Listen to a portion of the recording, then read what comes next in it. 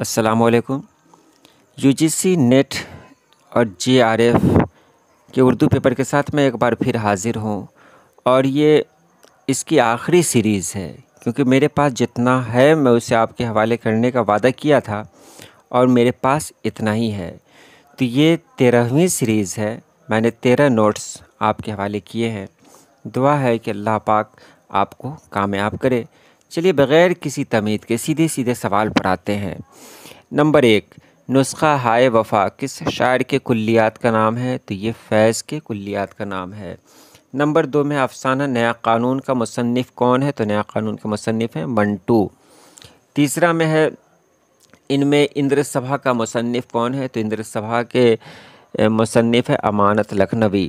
چوتھا میں ہے تلوکا کس ناول کا کردار ہے؟ تلوکا تو ایک چادر میلی سی۔ پانچواں میں کس شاعر کے دیوان کی آمد سے دہلی میں اردو شاعری کا باقاعدہ آغاز بتایا جاتا ہے؟ تو یہ ہے ولی دکنی۔ چلیے آگے چلتے ہیں اور آگے دیکھتے ہیں۔ چھٹا میں ہے خاقانی ہند کس شاعر کو کہا جاتا ہے؟ تو یہ ذوق کو کہا جاتا ہے۔ اصلیت، سادگی اور جوش کی بحث کس کتاب میں ملتی ہے؟ تو یہ مقدمہ شعر و شاعری میں ملتی ہے۔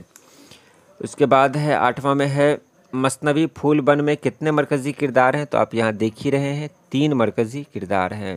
ٹھیک پہلے سے بھی لگا لیا ہے تاکہ پریشانی نہ ہو۔ 9 میں ہے کس شعر کی آمد ہے کہ رن کانپ رہا ہے؟ یہ مصرع کس کا ہے؟ تو یہ مصرع دبیر کا ہے۔ یہاں پر ٹک لگا ہوا ہے، اس کو دیکھ ہی رہے ہیں آپ، آگے دیکھیں۔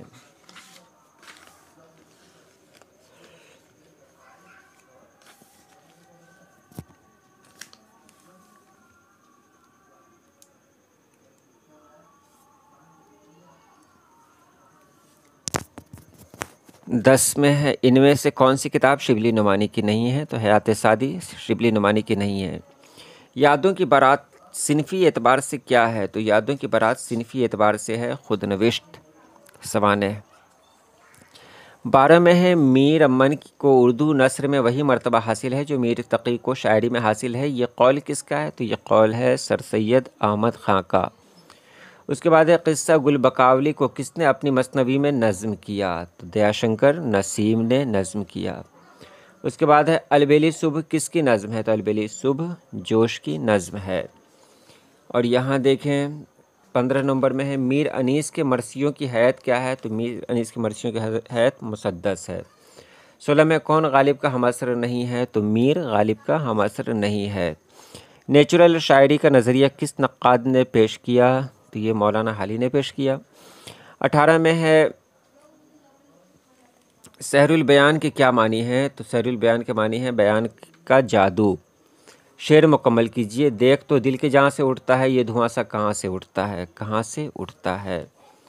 اس کے بعد یہاں پر آتے ہیں 20 میں کون سا جوڑ صحیح ہے؟ نبات الناش نذیر احمد، یہ تو پہلا ہی جوڑ صحیح ہو گیا۔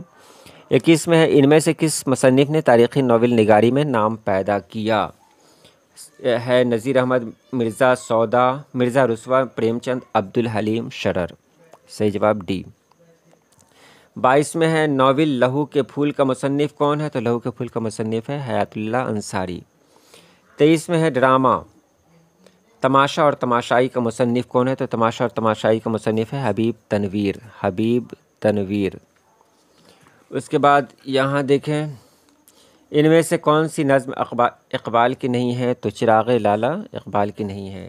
شعر مکمل کیجئے۔ دیدنی ہے شکستگی دل کی، کیا عمارت غموں نے ڈھائی ہے؟ ڈی میں ہے کیا عمارت غموں نے ڈھائی ہے۔ 26 میں ہے دکنی شعراء میں موضوعات کا تنوع کس کے یہاں زیادہ ہے؟ تو محمد قلی قطب شاہ کے یہاں زیادہ ہے۔ 27 میں ہے اتنی بات ہر شخص جانتا ہے کہ ہماری اردو زبان برج بھاشا سے نکلی ہے، یہ قول کس کا ہے؟ تو یہ قول ہے محمد حسین آزاد کا۔ اس کے بعد آگے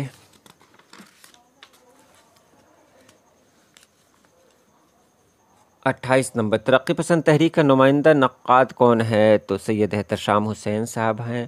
29 میں ہے سر سید کی کس شاعر نے کھل کر مخالفت کی؟ تو اکبر الہ آبادی نے کی۔ 30 میں ہے دہلی کی معاشرت کس داستان میں پیش کی گئی ہے؟ تو دہلی کی معاشرت پیش کی گئی ہے باغ و بہار میں، اور لکھنؤ کی معاشرت پیش کی گئی ہے فسانہ عجائب میں۔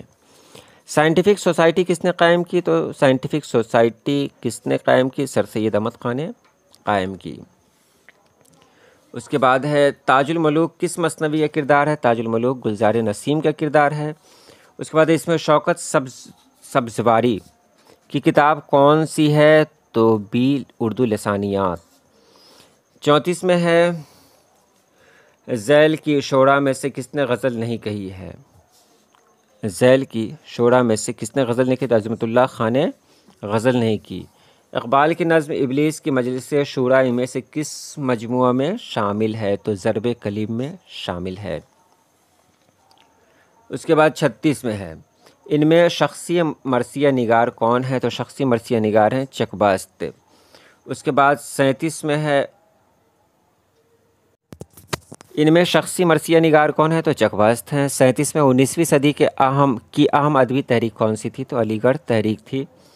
اس کے بعد ہے 38 میں رسالہ اسباب بغاوت ہند کس نے تصنیف کیا؟ تو سر سید احمد خان نے تصنیف کیا۔ 39 میں ہے منٹو کی کہانی ٹوبہ ٹیک سنگھ کس واقعے سے متعلق ہے؟ تو تقسیم ہند سے متعلق ہے۔ 40 میں ہے ان میں سے غواصی کی مثنوی کون سی ہے؟ تو یہ ہے میناستونتی۔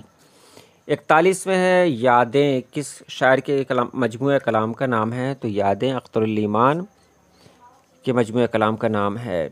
اس کے بعد 43 میں ہے 42 میں ہے ان میں سے کون سی کتاب انشاء اللہ خان انشاء کی نہیں ہے؟ تو انشاء بے خبر۔ 43 میں ان میں سے کس محقق نے لسانیاتی تحقیق میں اہم کام کیا ہے؟ تو مسعود حسین خان نے۔